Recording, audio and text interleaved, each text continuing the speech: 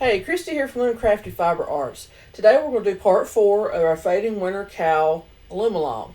And this is just going to be 3 rows this time. I'm doing this in small increments, so if you're doing this along with me, and you got a busy life, you're working outside the home, or you're working in the home nowadays with the COVID stuff going on, you're taking care of your family and your kids, then you can do a few rows a week, and eventually you'll have a nice pretty cowl done. So far, if you've been working with me, or if you're not and you decide to do this later, that's fine too. You can still do it in increments or do it in your own time. You should have something looking like this if you're using this 3/8 gauge loom from Cindy Wood, one of their 3/8 gauge looms, and a number 3 weight yarn. Now, I've been showing you on a smaller loom to save time for me, but this is what you should have so far. At the pretty little border, and then we've done 2 episodes where we've done some stitching underneath that border. Now we're doing the 4th one. So, like I mentioned, I'm using a smaller loom in the same gauge with the same peg size and everything, just so it'll be uniform when you do yours and you can see what I'm doing. Now, if you're using a smaller loom or bigger loom than this, I think I mentioned the 80 peg would work too, and the Cindy would. Or some of you are using, some have questioned me about the KB. The KB will work, it's just going to look a little bit different if you're using a 3 weight yarn, because their pegs are wider around. So it's going to make the loops look a little bit bigger. So what we're going to do is we'll do 3 rows this time. And we're going to be you're coming from your last peg, if you've been working along with me from last time. And we're going to go to our first peg, and we're going to wrap around from the back side, back around the front, and we're going to come up, pull that loop down, and we're just doing a purl over. So if you've watched me do purl overs before, you know how to do this. We've actually done purl overs in the last few rows of this back, if you want to go back and look too. And it's just that simple. This whole row is going to be purl overs. So again, we're coming from here, from peg 1. We're going to the back side of peg 2.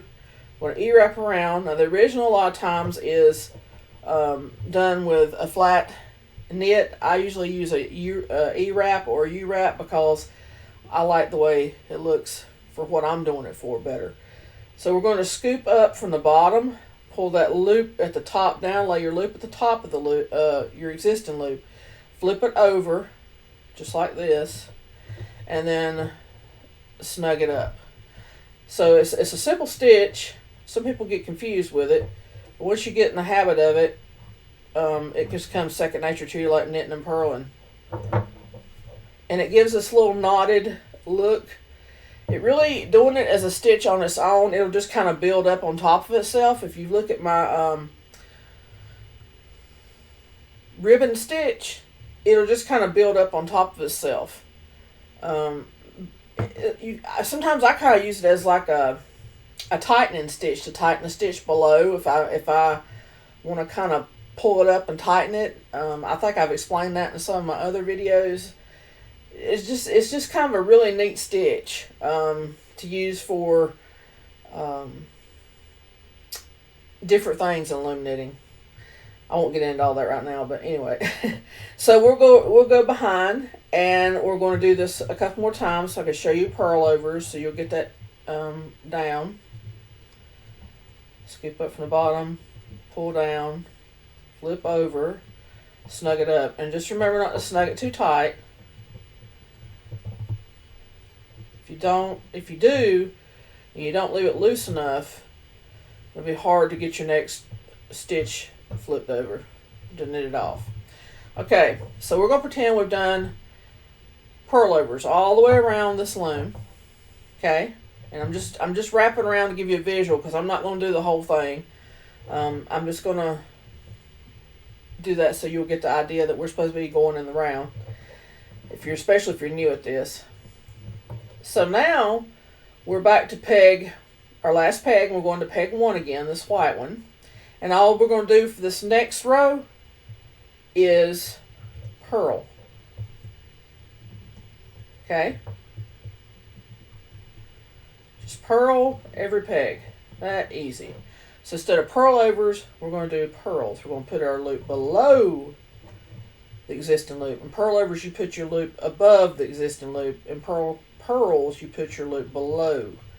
And you're going to pull that loop up, take the old loop off, and put the new loop back on. So this whole row will be purls. Okay? Do one more. Alright. So we have one row purl overs, one row purls. And this is the last row we're going to do. We're going to go all the way around the loom again. Pretend we've already knit all the way around. And we're going to come to, we've already purled this last peg. And we're coming back to our first peg again. Now this last row I'm going to show you for this episode is going to be a knit one, purl one. The knit stitch I'm going to use is an E-wrap. And by now you should know what you're doing with the E-wrap. And then we're going to do a purl. So knit one, purl one. All the way around the loom. And that's it. Just alternating. Knit one, E-wrap knit stitch. And purl all the way around. Next week we'll be starting our eyelet section. Knit. And I've got 2 loops on here, ignore that, that's where I wrapped it. And then purl it all the way around. Okay? So let's recap this episode. First row, purl overs. Second row, purls. Third row, knit one, purl one, alternating all the way around the loom until you get to your last peg. The next week, we will pick back up at peg 1 and we'll start our eyelet section. Okay, that's all I have today. Thank you very much. And I hope you're enjoying your cowl so far and having fun with it. Have a great day. Bye-bye.